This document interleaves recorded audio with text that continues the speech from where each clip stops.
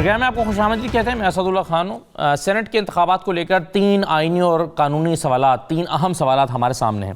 ایک سوال تو یہ ہے کہ کیا شو آف ہینڈز یا اوپن بیلٹنگ کے ذریعے یا ان میں سے کسی ایک کے ذریعے کیا سینٹ انتخابات کرانا ممکن ہے؟ اگر ممکن ہیں تو کیا اس کے لیے آئینی ترمیم کرنا پڑے گی یا آرڈیننس کے ذریعے سے بھی کام ہو سکتا ہے؟ اور اگر ممکن نہیں ہے تو پھر ہارس ٹریڈنگ کو روکنے کے لیے کون سے آئینی راستے ہمارے پاس موجود ہیں؟ ایک سوال تو یہ ہے. دوسرا سوال یہ ہے کہ اگر ایک اسمبلی کسی ایک صوبے کی تحلیل ہو جاتی ہے یا ایک سے زیادہ صوبوں کی، 2 صوبوں کی تحلیل ہو جاتی ہیں، تو کیا سینٹ انتخابات ممکن ہیں یا آئینی طور پر ممکن نہیں ہیں؟ اور اگر ممکن ہیں تو پھر جن صوبوں کی اسمبلی تحلیل ہو گئی ہے وہاں پر کیا ہوگا؟ آئین اور قانون کیا کہتا ہے؟ قانونی راستے ہمارے سامنے کون سے ہیں؟ دوسرا سوال یہ. اور تیسرا سوال یہ ہے کہ سینٹ انتخابات کرانے کی آئینی مدت کون سی ہے؟ جیسا کہ میں نے پروگرام کے شروع میں ہی آپ کے سامنے آئینی اور قانونی سوال رکھے ہیں، تو ظاہر ہے اس پر گفتگو کرنے کے لیے ہمارے ساتھ ایسے ہی لوگ موجود ہیں جو اس پر اپنی رائے قانون اور آئین کی روشنی میں دے سکتے ہیں. تو تعارف میں کراتا ہوں. میرے ساتھ بیرسٹر محمد علی سیف صاحب موجود ہیں. ایم کیو ایم کے ساتھ آپ کا تعلق ہے، ماہر قانون ہیں. بیرسٹر صاحب بہت شکریہ پروگرام میں شرکت کرنے کے لیے. کامران مرتضیٰ صاحب ہمارے ساتھ موجود ہیں. آپ سابق صدر ہیں سپریم کورٹ بار ایسوسی ایشن کے. کامران مرتضیٰ صاحب آپ کا بھی بہت شکریہ. ارشاد احمد عارف صاحب ہمارے ساتھ موجود ہیں، سینئر تجزیہ کار ہیں. اور اویس توحید صاحب ہمارے ساتھ موجود ہیں، آپ بھی سینئر تجزیہ کار ہیں اور اپنی رائے رکھتے ہیں تمام ایشوز پر. سب سے پہلے میں بیرسٹر محمد علی سیف صاحب آپ سے شروع کرنا چاہوں گا.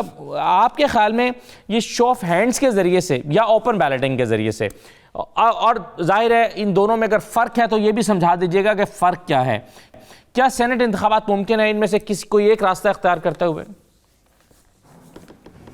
دیکھیں، اس وقت جو آئینی تناظر اور جو ہمارا الیکشن ایکٹ 2017 ہے اس کے تحت تو ایک ہی راستہ ہے اور ایک ہی آپشن ہے، اور وہ یہ ہے کہ سیکرٹ بیلٹ کے ذریعے الیکشن کرائے جائیں. آئین کا جو آرٹیکل 226 ہے اس میں واضح طور پر لکھا ہوا ہے کہ الیکشن جو ہے وہ سیکرٹ بیلٹ کے ذریعے ہوں گے، سوائے پرائم منسٹر کے جو ہے کے لیے جو ووٹنگ ہوگی وہ اوپن بیلٹ وہ اوپن ہوگی. شو آف ہینڈز کے ذریعے تو نہیں ہوتی، وہ تو یہ ہوتا ہے کہ ممبران سیٹوں پہ کھڑے ہوتے ہیں اور اس کے بعد جو ہے وہ یس یا نو والے دروازوں سے نکلتے ہیں، جس طرح کے آئینی ترمیم کا طریقہ کار ہے. اس طرح سے یہ طریقہ موجود ہے. لیکن وہ سینٹ الیکشن پر یا سینٹ کے اندر جو چیئرمین اور ڈپٹی چیئرمین کا انتخاب ہوتا ہے اس پر یہ لاگو نہیں ہوتا. وہ یہ دونوں تمام معاملات جو ہیں یہ سب سیکرٹ بیلٹ کے ذریعے ہوں گے. اس کے علاوہ آرٹیکل یہ سیکشن 122 سب سیکشن 6 2017 کا جو الیکشن ایکٹ ہے اس کے تحت بھی سیکرٹ بیلٹ ہی جو ہے وہ نہیں. ابھی تک تو آئین میں جو درج ہے اس کے مطابق تو بالکل صحیح کہا بیرسٹر صاحب آپ نے، لیکن اگر حکومت چاہتی ہے کہ وہ اوپن بیلٹنگ کے ذریعے سے کرائے تو کیا آئین میں ترمیم لانا پڑے گی یا آرڈیننس کے ذریعے سے بھی وہ یہ ایسا کر سکتی ہے؟ نہیں، میرے خیال میں تو آئین میں تو آرڈیننس کے ذریعے ترمیم کا کوئی سوال ہی نہیں پیدا ہوتا. آئین کا تو ایک ہی طریقہ ہے کہ اس میں اگر آپ نے امینڈمنٹ کرنی ہے تو 2/3 میجورٹی آپ نے پارلیمنٹ سے وہ بل پاس کرانا ہوگا، تبھی وہ آئینی ترمیم ہو سکتی ہے. اور میرا جہاں تک دوسرا وہ ہے کہ آئینی ترمیم کے بعد ہی یہ چیز ممکن ہوگی. اس وقت کے جو موجودہ سیاسی حالات ہیں اس میں ذاتی طور پر میرا خیال ہے کہ آئینی ترمیم کا جو آپشن ہے وہ بہت مشکل ہے، کیونکہ اتنا ٹائم ہی نہیں ہے سینٹ الیکشن تک کہ یہ ساری موومنٹ جو ہے وہ کی جائے. رائٹ.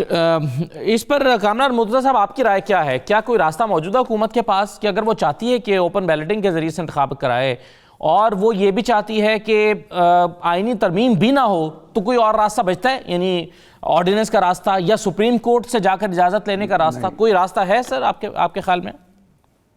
نہیں، ایسا نہیں ہے. ان کے پاس کوئی راستہ بھی نہیں ہے. لگتا یہ ہے کہ جب ایسے ایشوز موجود ہوں جن کا کوئی حل موجود نہ ہو حکومتوں کے پاس، تو اس وقت پھر نان ایشوز جو ہے نا وہ پیدا کر دیے جاتے ہیں اور ایک غیر ضروری بحث چھیڑ دی جاتی ہے، یا پھر سمجھ بوجھ اتنی ہوتی ہے کہ جو لوگ بیٹھے ہوتے ہیں وہ اس طرح کی بات کر دیتے ہیں کہ اس پہ غیر ضروری بحث میں جو ہے نا قوم انوالو ہو جاتی ہے.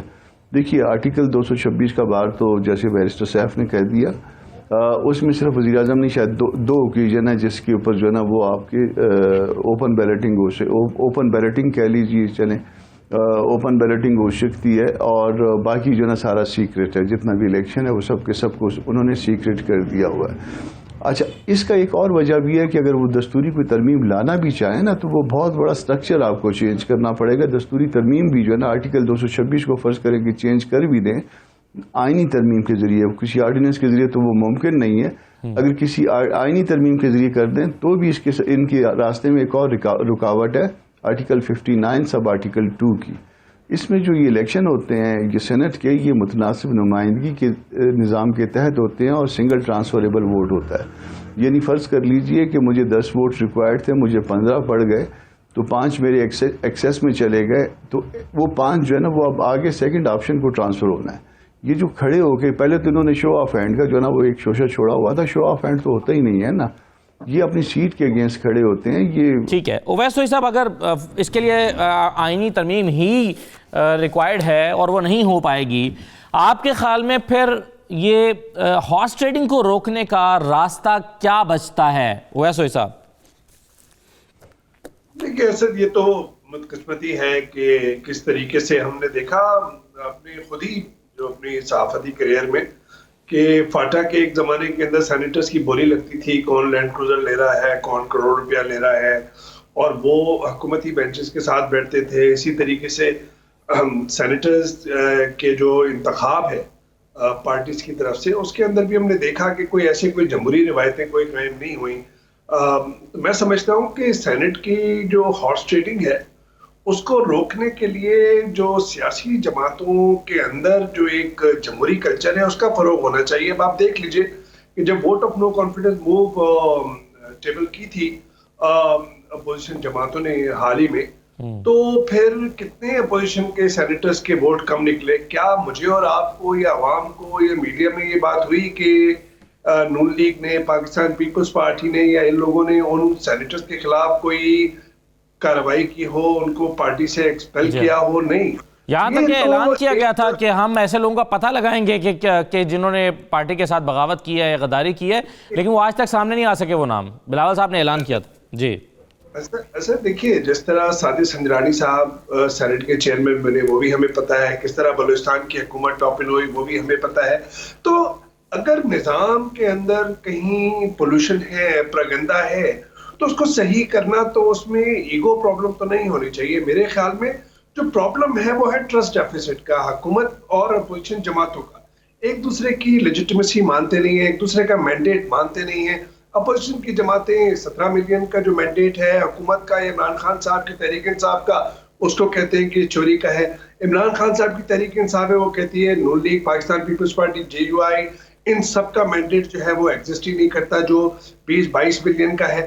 تو اگر آپ اس طرح کی ٹکراؤ والی صورتحال میں ہوں گے اور ایک دوسرے کی لیجٹمیسی کو ماننے کو تیار نہیں ہوں گے تو کیسی قانون سازی، کون سے ایشوز پہ سیاست؟ میں سمجھتا ہوں میرے لیے جو سب سے بڑی بات ہے، جو ایک بڑی سیاسی چال چلی ہے حکومت نے، وہ ہے 1 مہینہ پہلے یا فروری کے اندر انتخابات کرانے کا. یہ اس پر میں آتا ہوں سر، اگر آپ اجازت دیں اویس صاحب، یہ اس نقطے کو میں الگ سے ڈسکس کرنا چاہ رہا ہوں، لیکن میں پہلے اگر آپ اجازت دیں تو ارشاد عارف صاحب سے بھی یہ رائے لے کر یہ چیپٹر مکمل کر لوں کہ جس میں ہم بات کر رہے ہیں ہارس ٹریڈنگ کو روکنے کے آئینی راستے. تو ارشاد صاحب، آپ نے کل بھی اپنی رائے کا اظہار تو کر دیا تھا کہ یہ شو آف ہینڈز یا اوپن بیلٹنگ یہ نہیں ہونا چاہیے. اگر ایسا ہوگا تو پھر لوگ ضمیر کی آواز پر کیسے ووٹ دیں گے؟ پھر تو اپنی ہی پارٹی کو مجبوراً ووٹ کرنا پڑے گا. اگر اس سے بہتر کینڈیڈیٹ بھی کہیں موجود ہوگا تو وہ نہیں آ سکے گا. اس پر اپنی ریزرویشن. لیکن جو میرا سوال ہے کہ ہارس ٹریڈنگ کیسے رکے گی؟ راستہ کیا ہے اس کا؟ 2 راستے ہیں جی، بالکل. پہلی بات تو یہ ہے کہ آپ ایتھکس کو، اخلاقیات کو سیاست میں واپس لائیں.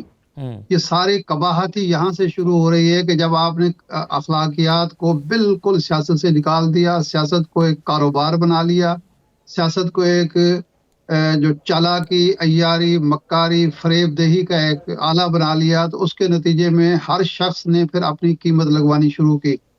آپ جب ٹکٹ دیتے ہیں صوبائی اسمبلی کا یا قومی اسمبلی کا، تو کیا آپ یہ دیکھتے ہیں کہ یہ پارٹی کا پرانا اور وفادار کارکن ہے، اس کی کوئی خدمات ہیں، یا یہ دیکھتے ہیں کہ یہ سمگلر ہے، منشیات فروش ہے، یہ قبضہ گروپ ہے، لیکن چونکہ پارٹی فنڈ کے نام پر لیڈرشپ کو پیسے دیتا ہے اور اس کے علاوہ مار دھاڑ سے الیکشن جیتنے کی صلاحیت رکھتا ہے، جب اس بنیاد پر آپ ٹکٹ دیں گے تو اس کے بعد آپ یہ توقع نہیں کر سکتے اس سے کہ وہ آپ سے یا آپ کی پارٹی سے वफादार रहेगा या डिसिप्लिन का पाबंद होगा, क्योंकि वो समझता है कि मैंने पैसे के जोर पर धौंस और धांधली के जोर पर और लीडरशिप से ताल्लुकात की बुनियाद पर टिकट हासिल किया है, मैं वफादारी की बुनियाद पर या खिदमात की बुनियाद पर इलेक्ट होकर नहीं आया। जी, पहला काम तो ये है तो कि सर ये जो आप कह रहे हैं अखलाकियात को वापस लाएं, मगर ये आप मुतालबा या तकाजा किससे, बिलावल साहब से कर रहे हैं आप, ये मुतालबा मरियम से कर रहे हैं, कौन करेगा ये?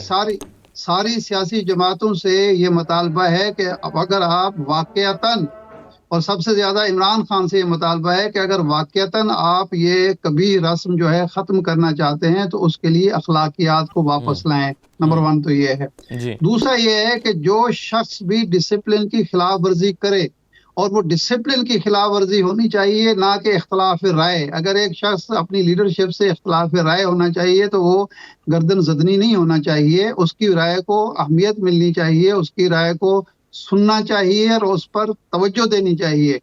लेकिन अगर वो शख्स पैसे लेकर या किसी और वजह से, किसी तासुब की बुनियाद पर, किसी ताल्लुक की बुनियाद पर पार्टी डिसिप्लिन की खिलाफ वर्जी करता है तो उसके खिलाफ कार्रवाई होनी चाहिए। ये फिर नहीं देखना चाहिए कि वो हमारा ज़ाती तौर पर, हमारे ख़ानदान का कितना वफादार है या वो दौलत कितनी खर्च कर चुका है पार्टी पर या पार्टी लीडरशिप पर, इसकी फिर परवाह नहीं होनी चाहिए। राइट सर, मैं एक छोटा सा ब्रेक लेना, फिर मैं ब्रेक के बाद वापस दूसरे सवाल की तरफ आता हूँ। सवाल यह है कि अगर एक असेंबली या 2 असेंबलियाँ तहलील हो जाती हैं तो सेनेट इंतखाबात होंगे, उसके लिए कौन सी आइनी ज़रूरियात पूरी करना होंगी, और जो असेंबलियाँ फिर तहलील हुई हैं उनके इलेक्शन सेनेट में उनकी नुमाइंदगी करने के लिए फिर वो क्या होगा, क्या प्रोसेस होगा। एक छोटा सा ब्रेक लेते हैं, इस पर कानूनी राय जानते हैं बैरिस्टर सैफ साहब से, कामरान मुर्तज़ा साहब से, और फिर बाकी मेहमानों से भी इसकी राय लेते हैं। एक छोटे से ब्रेक के बाद वापस आ रहे हैं।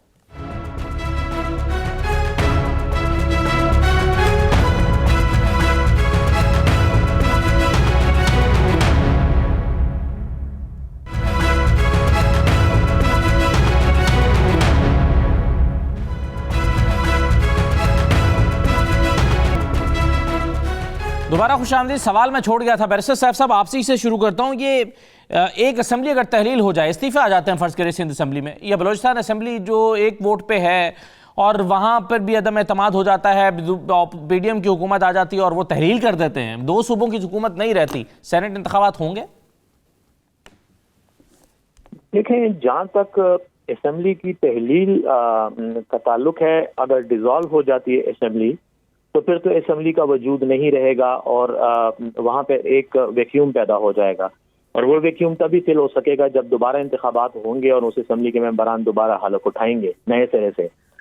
मेरी राय में जहाँ तक इस्तीफों का ताल्लुक है, अगर एन मैस इस्तीफे देती है अपोजिशन जमातें तो आर्टिकल 59 आइन का वो बड़ी वजाहत से इलेक्टोरल कॉलेज को सेनेट के लिए जो डिफाइन करता है वो सूबाई असम्बलियों को करता है। सूबाई असम्बली से बेशक मेरी राय में और मेरी नाकिस राय में मैं कहूँगा कि अगर मेंबरान की बड़ी तादाद भी इस्तीफे दे देती है लेकिन असम्बली कायम रहती है तो उस असम्बली में जो भी मौजूद मेंबरान होंगे वो अगर किसी सेनेटर को इलेक्ट करेंगे तो वो इलेक्शन वैलिड होगा। लेकिन अगर डिसॉल्व हो जाती है असेंबलियां तो मेरे ख्याल में चूंकि वैक्यूम पैदा हो जाएगा, इसलिए उस सूबे के सेनेटर्स का इंतखाब जो है वो उस वक्त तक मुलतवी हो जाएगा। बाकी सूबों के सेनेटर्स का इंतखाब हो जाएगा, सिर्फ वो हो जाएगा मेरे ख्याल में, उसमें कोई आईनी कदगान मेरी नजर में ना आइन में और ना ही 2017 के इलेक्शन एक्ट में ऐसी कोई पाबंदी नहीं है। बल्कि एक बात और आपको बताऊं कि सेक्शन 130 जो कि इलेक्शन एक्ट का है उसमें भी ये प्रोविजन मौजूद है कि किसी मेंबर की गैर हाजिरी या गैर मौजूदगी की वजह से सेनेट का जो इलेक्शन है वो मुतनाज़ा नहीं कंसिडर किया जाएगा। जी, तो आपकी इस पर राय क्या है कामरान मुर्तज़ा साहब? देखिए, ये ऐसा इशू है कि जो दस्तूर बनाने वालों के जहनों में नहीं था और इस पे दस्तूर जो है वो खामोश है। तो जब दस्तूर खामोश है तो फिर इसके 2 नतीजे हो सकते हैं। एक नतीजा आप कानूनी तौर पे निकालेंगे और दूसरा नतीजा आप सियासी तौर पे निकालेंगे। एक तो कानूनी नतीजा जो है ना, चूंकि दस्तूर खामोश है तो आप ये कहें कि जहाँ पे कोई प्रोहिबिशन नहीं है, जहाँ पे किसी चीज़ से रोका नहीं है, तो जहाँ पे रोका नहीं है वहाँ पे रुकना नहीं चाहिए। ये तो ये कानूनी बात का जवाब ये कानून की जुबान में ये हो सकता है। मतलब वहाँ पे इलेक्शन हो जाएंगे। क्या सियासी तौर पे ये मुमकिन होगा? مگر میں یہ کہہ رہا ہوں نہیں الیکشن ہوں گے نہیں، وہ اس وجہ سے نہیں ہوں گے کہ شاید سیاسی طور پہ ممکن نہیں ہوگا. دیکھیے یہ پی ٹی آئی کی کتنی سیٹیں تھیں پچھلے الیکشن میں؟ 30-40 سیٹیں تھیں. 30-40 سیٹوں پہ یہ ریزائن کر کے بیٹھے تھے، اور جو لوگ اس کو سمجھتے تھے، ایک تو یہ نا کہ کسی کو پتا نہ ہو کہ اس ریزگنیشن کا ایفیکٹ کیا ہوگا. جس کو پتا نہیں ہے اس کے لیے تو کوئی ایشو ہی نہیں ہے نا، اور جن کو پتا تھا وہ 30-40 سیٹوں کے اوپر وہ ریزگنیشن جو ہے نا وہ ایکسیپٹ نہیں کر رہے تھے سردار ایاز صادق، اور منتیں کر کے اور میں کہہ رہا ہوں کہ ہاتھ پاؤں پکڑ کے شاید ان کو جو ہے نا منا کے لائے تھے، اور الٹیمیٹلی جو ہے نا یہ کسی نہ کسی طریقے سے اداروں کے توسط سے یا کسی نہ کسی طرح سے یہ آ کے ان کو بٹھایا تھا وہ ہاؤس میں. تو وہ جب 30-40 لوگوں کے نہ ہونے سے جو ہے وہ لوگ یہ سوچ سکتے ہیں کہ فرق پڑتا ہے، تو فرض کر لیجئے کہ 160 لوگ جو ہے نا وہ قومی اسمبلی سے چلے جائیں، یا اس کے آس پاس تقریباً اس تعداد کے لوگ قومی اسمبلی سے چلے جائیں، صوبائی اسمبلیاں جو ہے نا وہ 1 یا 2 جو ہے نا ان کا وجود نہ رہے، تو پھر اس پارلیمنٹ کی کوئی حیثیت بنے گی، یا پارلیمنٹ کی کسی ایک ہاؤس کی کوئی حیثیت بنے گی؟ آنسر ہے کہ نہیں. جو چیز ممکن نہیں ہوتی اس کی سمجھ صرف اس کو آتی ہے جو وہ جانتا ہے کہ یہ اگر نہ ہوا تو پھر اس کا نتیجہ کیا نکلے گا. آئینی طور پر یہ بھی تو ہے نا کہ اگر کہیں پر استعفے آ جاتے ہیں، چاہے وہ 10 آئیں یا 50 آئیں یا 100 آئیں، وہاں پر ری الیکشن ہو سکتا ہے. جیسے پرائم منسٹر جو ہے وہ کنونسڈ ہیں اور کمیٹڈ ہیں، وہ کہتے ہیں کہ آپ ریزائن کریں، ہم ری الیکشن کروائیں گے، بائی الیکشنز کروائیں گے. وہ تو پتہ نہیں کس چیز پہ کمیٹڈ ہے. وہ مسئلہ یہ ہے کہ آئین جو ہے وہ بات یہ کرتا ہے کہ کسی ایک انڈیویجول کے استعفے کے حوالے سے یہ جو میسو کلیکٹو یہ ریزگنیشن جو ہے نا اس کے حوالے سے جو ہے نا وہ آئین بنانے والوں کے ذہن میں شاید اس وقت نہیں تھا 73 میں، یا آج تک جتنی امینڈمنٹس آئی ہیں وہ آج تک ان کے ذہن میں یہ بات نہیں آئی ہے. تو اس بات کو ریزالو نہیں کیا گیا، تو اس کو جس کو ریزالو جو ہے نا قانونی طور پہ دستوری طور پہ نہیں کیا گیا، یہ سمجھ رہا ہوں آپ کہہ رہے ہیں کہ آئینی طور پر ہو سکتا ہے، سیاسی طور پر نہیں ہو سکتا. آپ یہ کہہ رہے ہیں آئینی طور پہ آپ ایک سچویشن کو فرض کر پریکٹیکلی بھی نہیں ہوگا. آپ اس کے 3 جواب نکالیے نا. آئینی طور پہ شاید کوئی قدغن نہ ہو کیونکہ آئین نے روکا نہیں ہے، مگر کیا یہ ممکن ہے؟ اس کا جواب ہے کہ نہیں. سیاسی طور پہ ایسا ہو سکتا ہے، اگین جو ہے نا وہ اس کا جواب نہیں ہے. تو 2 نیگیٹو ہیں، 1 پازیٹو ہے، آپ اس کا نتیجہ نکال لیجیے. ٹھیک ہے جی. اویس طویل صاحب، اب اس پر اعتزاز احسن صاحب اور کچھ اور ماہرین بھی اپنی رائے دے چکے ہیں کہ جن صوبوں کا الیکٹورل کالج موجود ہے وہاں پر الیکشنز ہو جائیں گے، اور جہاں کا نہیں ہے وہاں ری الیکشن ہونے کے بعد، ضمنی انتخابات ہونے کے بعد اس صوبے کے کرا دیے جائیں گے، تو پھر سینٹ جو ہے وہ کمپلیٹ ہو جائے گی. لیکن سینٹ کے الیکشن جہاں پر صوبے موجود ہیں، حکومت موجود ہے، وہاں پر الیکشن کو کوئی اثر نہیں پڑے گا. آپ کیسے دیکھ رہے ہیں اس ایشو کو سر؟ بالکل اثر دیکھیں، جہاں تک میری ناقص رائے ہے اور جو ابھی آئینی ماہرین نے بات کی ہے، مرزا سیف صاحب نے اور کامران مرتضیٰ صاحب نے، ظاہر بات ہے کہ بڑی واضح بات ہے کہ قانون اور آئین تو اس بات کی اجازت دیتا ہے. اب اگر اس کی سیاسی پہلو کی طرف ہم نظر ڈالیں، مجھے ایسا لگتا ہے کہ جو سینٹ کے انتخابات 1 مہینہ قبل کرنے کا جو ایک ایسا آگ کا تیر جو ہے وہ دائرے میں پھینکا ہے، جہاں پہ اپوزیشن جماعتیں یا پی ٹی ایم کی جماعتیں کھڑی ہیں، جنہوں نے کہا تھا کہ جنوری کے آخر میں یا فروری کے شروع میں ہم لانگ مارچ کا اعلان کریں گے. اس سے پہلے جب یہ سینٹ کا دیکھیں، یہ تو ہمیں پہلے پتا تھا as a student of politics کہ جو سب سے بڑا ہدف ہے اپوزیشن جماعتوں کا، وہ کہیں نہ کہیں لیکن مارچ میں ہونے والے انتخابات یا آئندہ جو سینٹ کے انتخابات تھے وہ ہے. اور اس میں یوں ہے کہ عمران خان صاحب کی تحریک انصاف کی حکومت ایک واضح برتری حاصل کر سکتی ہے اور کر لے گی. تو اس کے بعد جو اپوزیشن کی جماعتیں ہیں جن کو گلے شکوے ہیں اسٹیبلشمنٹ سے، ان کی تو پالیٹکس جو ہے وہ it will be doom for next 3 years کہ 2023 کے اندر انتخابات ہیں. تو اگر وہ فروری کے انتخاب کی شوشہ آتا ہے اور ایک آگ کا تیر آتا ہے، تو اس آگ کی جو چنگاریاں ہیں اس سے بچنے کے لیے اپوزیشن جماعتوں کے پاس کیا آپشن ہے؟ ایک تو یہ کہ آپ استعفے دے دیں.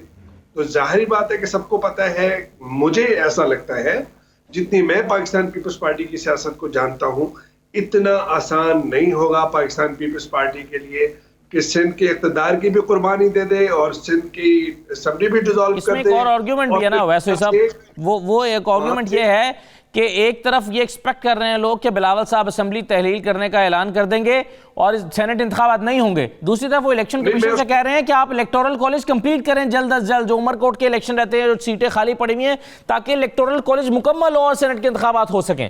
تو اگر وہ الیکشن نہیں چاہتے تو پھر وہ یہ کیوں چاہتے ہیں کہ الیکٹورل کالج کمپلیٹ ہو؟ سر دیکھیے، میں وہی بات کر رہا ہوں کہ جو پیپلز پارٹی کی سیاست ہے وہ بائیکاٹ کی سیاست نہیں ہے، استعفوں کی سیاست نہیں. 85 کے اندر بی بی جو محترمہ تھیں انہوں نے اس بات کا مجھ سے کئی دفعہ اس بات کی انٹرویوز کے اندر ریگریٹ کیا کہ انہوں نے ضیاء الحق کے دور کے اندر نان پارٹی بیسز الیکشنز میں کیوں کیا کہ ایک ویکیوم چھوڑا اور اس سے ایک نئی سیاسی چہرے آئے، نئی سیاسی شخصیات وجود میں آئیں. اسی طرح اگر 2002 میں دیکھ لیجئے جب پرویز مشرف صاحب، جنرل مشرف صاحب کے زمانے میں انتخاب ہوا تو اس وقت بھی پیپلز پارٹی نے پاکستان پیپلز پارٹی پارلیمنٹرین گروپ بنایا اور مخدوم امین فہیم کو اس کا سربراہ بنایا. پتا تھا کہ اس کے اندر ریگنگ کے چانسز ہیں، سب کچھ ہے، اس کے باوجود پارٹیسپیٹ کیا. نون لیگ میں دیکھیے کہ میں شاید آپ کے پروگرام میں پہلے بتا چکا ہوں کہ نوڈیرو کے اندر میں خود موجود تھا جب زرداری صاحب نے کنونس کیا نواز شریف صاحب کو 2008 میں بی بی محترمہ کی شہادت کے بعد کہ آپ الیکشن سے نہ بائیکاٹ کریں، اور پھر ان کو 57-58 سیٹیں مل گئیں اور پھر وہ واپس پولیٹیکل ارینا میں آ گئے. تو بات یہ کہ بائیکاٹ کی سیاست میرے خیال میں بڑی سیاسی جماعتوں، نون لیگ شاید کر دے، بہت کچھ سٹیکس میں ہے، نواز شریف صاحب کا پارلیمنٹری کیریئر اوور ہے، مولانا فضل الرحمان صاحب پارلیمنٹ میں نہیں ہیں، مریم صاحبہ پارلیمنٹ میں نہیں ہیں، لیکن پاکستان پیپلز پارٹی کے لیے بہت جان جوکھوں کا یہ کام ہوگا. دوسری ایک بات یہ ہے کہ یا تو پھر یہ اعلان کر دے کہ جی لانگ مارچ کے لیے آ رہے. اب جاڑے کے دن ہیں اور کرونا کی دوسری لہر ہے، اور اس وقت یہ ایسا کون سا کریں گے کہ جو مولانا فضل الرحمان صاحب کا جو پروٹیسٹ ڈیمونسٹریشن تھا اسلام آباد میں اس سے کتنا مختلف ہوگا، پی ٹی آئی یا طاہر القادری صاحب سے کتنا مختلف ہوگا. اور یہ بات دیکھنی کہ کیا یہ ان کے اس وقت سازگار ہے، ہوا جو ہے ان کو لگتی ہے کہ سازگار ہے. میں سمجھتا ہوں کہ اپوزیشن اس وقت جو ہے کافی کچھ مشکلات کا شکار ہے، اور مجھے ذاتی طور پہ مجھے لگتا ہے کہ ان کے گلے شکوے اسٹیبلشمنٹ سے ہیں، وہ نیگوسیشن بھی اسٹیبلشمنٹ سے کرنا چاہتے ہیں. جیسے جیسے وقت قریب آئے گا فروری کا کاؤنٹ ڈاؤن شروع ہوگا، حکومت بھی خوب دباؤ میں آئے گی اور اپوزیشن جماعتیں بھی دباؤ میں آئیں گی، کیونکہ انہوں نے ایک ڈو اور ڈائی والی سچویشن ہوگی. پھر کوئی نیگوسیشن ٹیم بنتی ہے، لیکن وہ کریں گے کس سے نیگوسیشن؟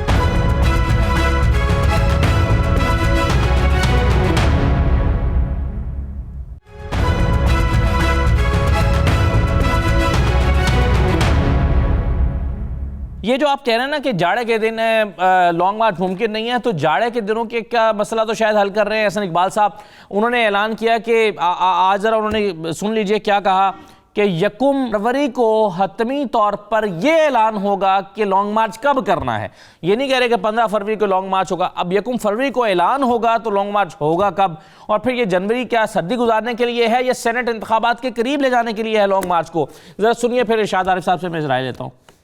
جیسے کہ پی ڈی ایم نے اعلان کیا ہے، حتمی لانگ مارچ کا اعلان 1 فروری کو پی ڈی ایم کی لیڈرشپ کرے گی. پی ڈی ایم کی تمام جماعتیں اس مٹھی اور مکے کی طرح متحد کھڑی ہیں.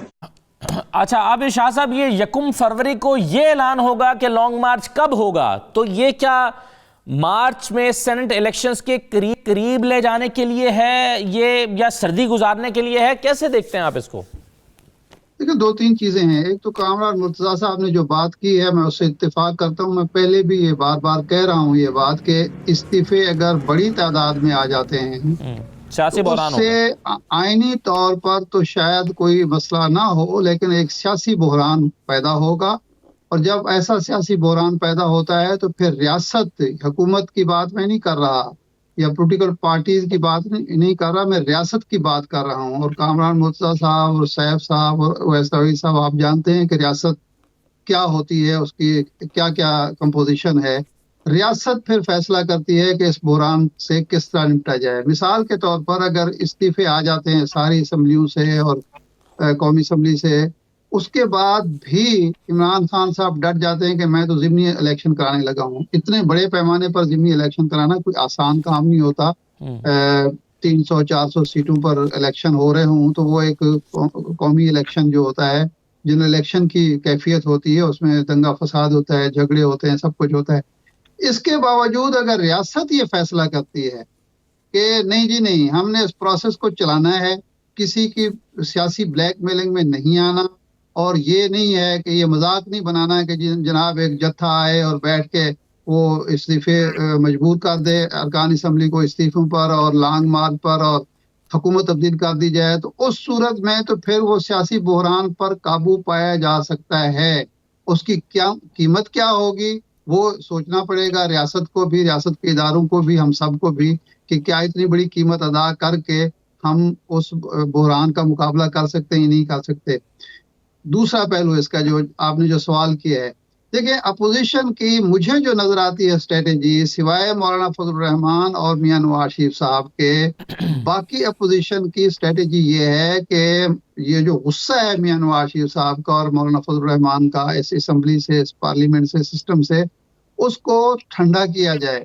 پچھلے سال کا تجربہ مولانا فضل الرحمان کو ہے کہ جب وہ لانگ مارچ انہوں نے کر لیا، وہاں پہنچ گئے، دھرنا دے دیا، ناکام لوٹے، اور پھر انہوں نے اعلان کیا کہ جی ہم نے اپنے مقاصد پورے کر لیے ہیں. تو وہ میرا خیال ہے پیپلز پارٹی اور مسلم لیگ نون کے جو عناصر جو ہیں موجودہ سسٹم کی بساط لپیٹنا نہیں چاہتے. وہ چاہتے ہیں کہ اس معاملے کو اتنا لمبا کر دیا جائے کہ لیڈرشپ بھی تھک جائے، کارکن بھی تھک جائے، ارکان اسمبلی کا بھی ان پر دباؤ آ جائے کہ جناب آپ ہم کس لیے دوبارہ الیکشن میں چلے جائیں، آپ کے کہنے پر استعفیٰ دے دیں.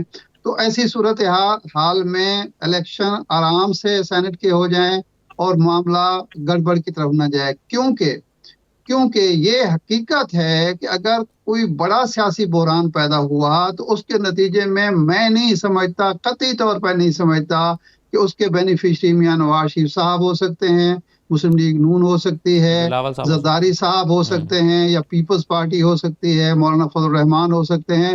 ان کا بینیفیشری پھر غیر جمہوری سسٹم ہوگا، غیر جمہوری عناصر ہوں گے. یہ پھر 77 والی پوزیشن ہوگی جس کے نتیجے میں تمام سیاسی عناصر جو ہیں، تمام سیاسی پلیئر جو ہیں وہ لوزر ہوں گے، اور غیر جمہوری عناصر جو ہیں وہ گینر ہوں گے. تو اس نقطۂ نظر سے میں یہ سوچتا ہوں کہ ایسا بحران اگر پیدا کرنے کی اپوزیشن نے اول تو کوشش نہیں ہوگی، زرداری صاحب لازماً اس کو ڈیفیوز کرنے کی کوشش کریں گے. پچھلے سال بھی جو ایک صورتحال پیدا کی تھی مولانا فضل الرحمان نے، اس کو ڈیفیوز کیا گیا تھا. ٹھیک، بالکل صحیح، ٹھیک ہے نا جی. اب بھی وہ ڈیفیوز کیا جائے گا کیونکہ یہ 85 کا تجربہ بھی سب کے سامنے ہے، 77 کا تجربہ بھی سب کے سامنے ہے، اور 12 اکتوبر 99 کا تجربہ بھی سب کے سامنے ہے. یہ کوئی پہلی دفعہ نہیں ہو رہا. 1 پوائنٹ ایجنڈا جو ہے کہ عمران خان کو رخصت کرو، یہ ہو چکا ہے. یہ جو GDA تھا، میں کئی دفعہ اس کو دہراتا ہوں کہ 1 پوائنٹ ایجنڈے کا نتائج ہم 3 دفعہ بھگت چکے ہیں. تو میرا نہیں خیال کہ اس وقت پیپلز پارٹی جیسی تجربہ کار جماعت یہ چاہے گی. بلاول صاحب جو بات کر رہے ہیں، اب اس پہ آتے ہیں کہ بلاول صاحب تو تلے ہوئے ہیں، وہ بالکل تلے ہوئے ہیں، اس لیے کہ پیپلز پارٹی بلاول صاحب اور زرداری صاحب کو یہ نظر آ رہا ہے کہ جس راستے پر میاں نواز شریف صاحب اور مسلم لیگ نون کے جو عقاب ہیں اور مولانا فضل الرحمان ہمیں لے جانا چاہتے ہیں، اس کے نتیجے میں دروازے بند ہو رہے ہیں شریف خاندان کے لیے. جو تھوڑی بہت ایک نرم گوشہ کہیں کسی سطح پر اسٹیبلشمنٹ میں موجود تھا، اس کو میاں صاحب اور ان کی صاحبزادی ختم کر رہے ہیں. ٹھیک ہے سر. ریاست بلیک میل ہونے کے لیے تیار نہیں. تو اس کے نتیجے میں ہمارے لیے دروازے کھل رہے ہیں، ہمارے لیے پنجاب میں سپیس پیدا ہو رہی ہے. تو وہ کیوں نہیں چاہیں گے کہ وہ دباؤ بڑھا کر ان کا ساتھ دے کر اس ساری صورتحال کو اپنے حق میں فائدے کے لیے استعمال کریں. رائٹ سر، میں کے لیے یا فضل الرحمان کے لیے نہیں کریں گے، اپنے فائدے کے لیے استعمال کریں گے، اور بالآخر یہ صورتحال ڈیفیوز ہو جائے. رائٹ جی، ایک بریک ملے پروگرام میں. بریک کے بعد تیسرے نقطے کی طرف آتے ہیں کہ سینٹ انتخابات کرانے کی آئینی مدت کیا ہے. اس پر اویس طویل صاحب نے گفتگو کا آغاز کیا تھا، انہی سے شروع کروں گا، اور باقی مہمانوں کی قانونی رائے معلوم کریں گے. ایک چھوٹے سے بریک کے بعد واپس آتے ہیں.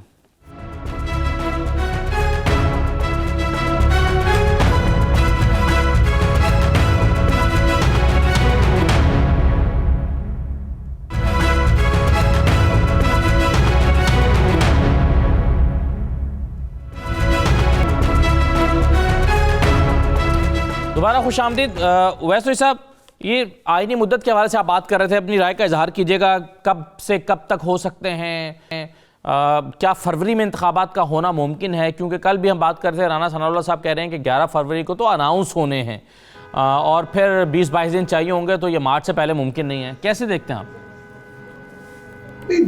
سر میں یہ سمجھتا ہوں کہ 3 مارچ کو 50% سے زیادہ جو سینیٹرز ہیں وہ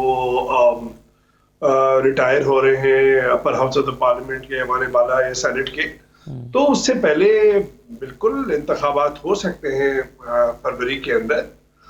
میں نہیں سمجھتا کہ اس کے نہ ہونے کا کوئی بہت بڑی وجہ کوئی آئینی ہوگی یا قانونی ہوگی. میں سمجھتا ہوں کہ ہو سکتے ہیں انتخابات, لیکن ظاہری بات ہے کہ اب انہوں نے جو قانونی رہنمائی حاصل کرنے کی کوشش کی ہے حکومت نے, اس کے حساب سے مجھے اصل جو سب سے بڑی بات ہے کہ جو بے چینی ہے, جو مجھے کنفیوژن جو اپوزیشن رینکس میں نظر آ رہا ہے, وہ اس اعلان کے, حکومت کے اس اعلان کے کہ یہ 1 مہینہ پہلے الیکشن ہو رہے ہیں, یہ جو کھلبلی مچی ہے. بیکاز سارا جو پلان تھا اپوزیشن کا, اس کا جو پہلا بڑا ہدف تھا, جو مائل سٹون تھا, وہ تھا کہ مارچ کے جو انتخابات ہیں سینٹ, اس سے پہلے کوئی اپنا ایسا ہدف حاصل کر لینا کہ ایک سیاسی ایک ایسی تصادم کی طرف صورتحال جائے جس کے اندر کچھ اسپیس ملے.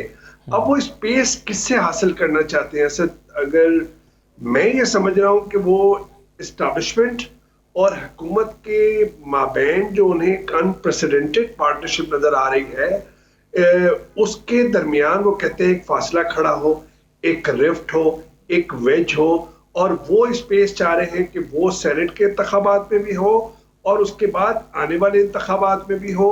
وہ یہ سمجھتے ہیں کہ اس وقت عمران خان صاحب کی جو حکومت ہے, جو اکنامک مسائل میں گھری ہوئی ہے, اس وقت ان کے پاس موقع ہے کہ وہ اسٹیبلشمنٹ اور بنیادی طور پر سیاسی طور پر انہوں نے فیصلہ کیا ہے کہ پلان جو ہے اپوزیشن کا خراب کرو بنیادی طور پر. لیکن ایک سوال جو اس میں جو ڈیبیٹ ہے وہ یہ ہے, جو میں چاہوں گا کہ بیرسٹر سیف صاحب اور کامران مرزا صاحب رائے دیں.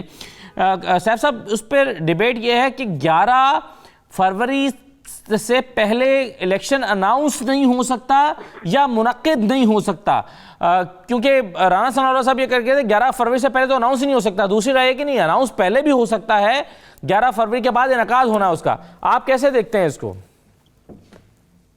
دیکھیں, جو روٹین میں پریکٹس رہی ہے وہ تو یہ ہے کہ الیکشن کا انعقاد جب اس کا فیصلہ الیکشن کمیشن کرتا ہے تو وہ شیڈول کا اعلان کرتا ہے, اور شیڈول کے اعلان کا مطلب یہ ہے کہ اب الیکشن کا پروسیس شروع ہو گیا ہے جس دن سے شیڈول نوٹیفائی ہوتا ہے الیکشن کمیشن کی جانب سے.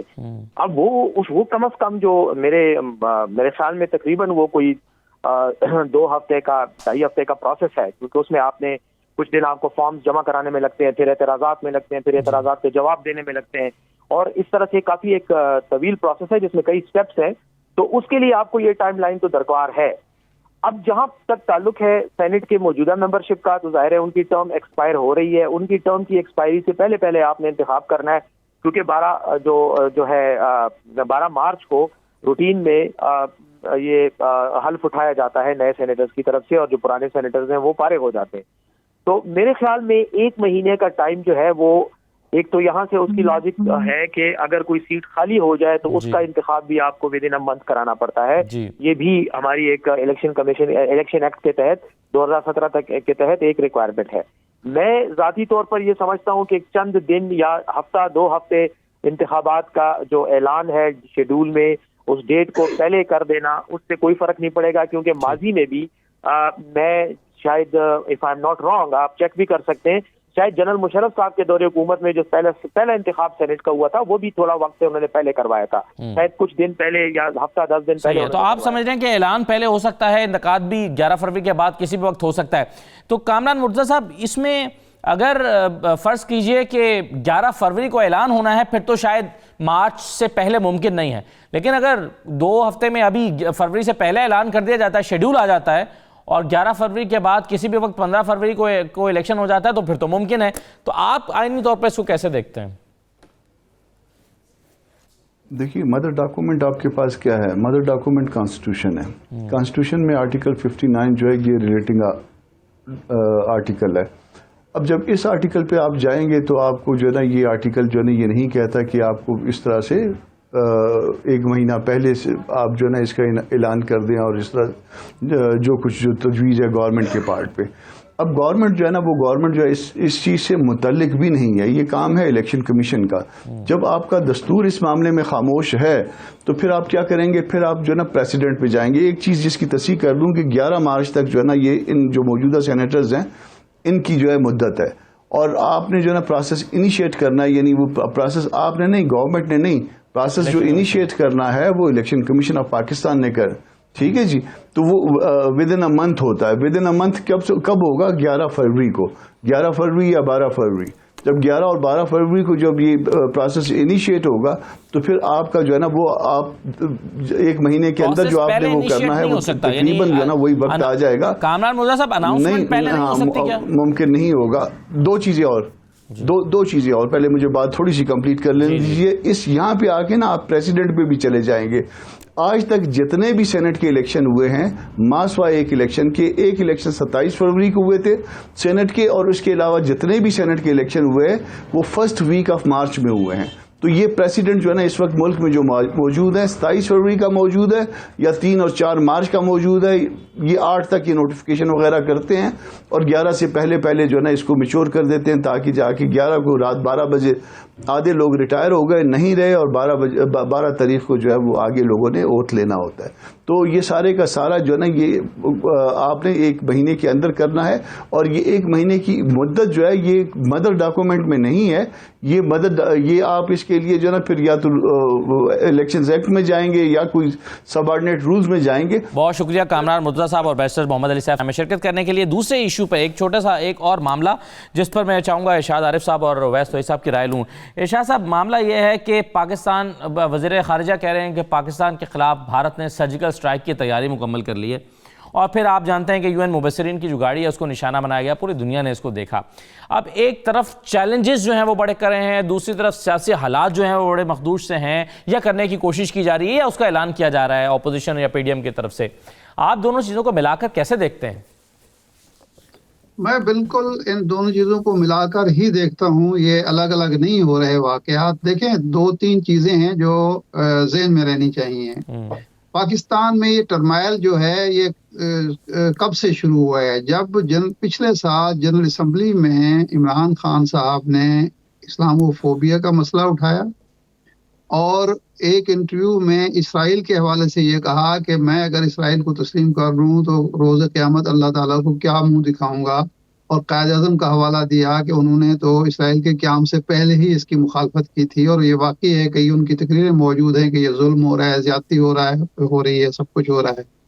تو ملک کے اندر یہ بحران جو پیدا ہوا ہے, ہو رہا ہے, کیا جا رہا ہے, اس کا بہت قریبی تعلق جو ہے وہ اس نیکسس سے ہے جو اسرائیل امریکہ انڈیا نیکسس ہے, اور جس میں اب کچھ ہمارے برادر مسلم کنٹریز جو ہیں عرب ممالک بھی اس کا حصہ بن گئے ہیں اپنی کمزوریوں کی وجہ سے, اپنی لا علمی کی وجہ سے, یا اپنی حوث اقتدار کی وجہ سے. تو اب جو صورتحال پیدا ہو رہی ہے اس کو میں اس سے بالکل الگ نہیں رکھتا. نیت پر شک میں کسی کے نہیں کر رہا, لیکن بعض اوقات نیک نیتی کے ساتھ بھی لوگ جو ہیں وہ ایک غلط راستے پر چل رہے ہوتے ہیں, اور اس کی مثال ہمارے ہاں موجود ہے. یہ دہشت گردی ہوئی ہے اس ملک کے اندر. Right sir. اویس توئی صاحب, آپ کیا سمجھتے ہیں کہ PDM کے اقدامات سے جو غیر ملکی ایجنڈا ہے اس کو فائدہ پہنچ رہا ہے؟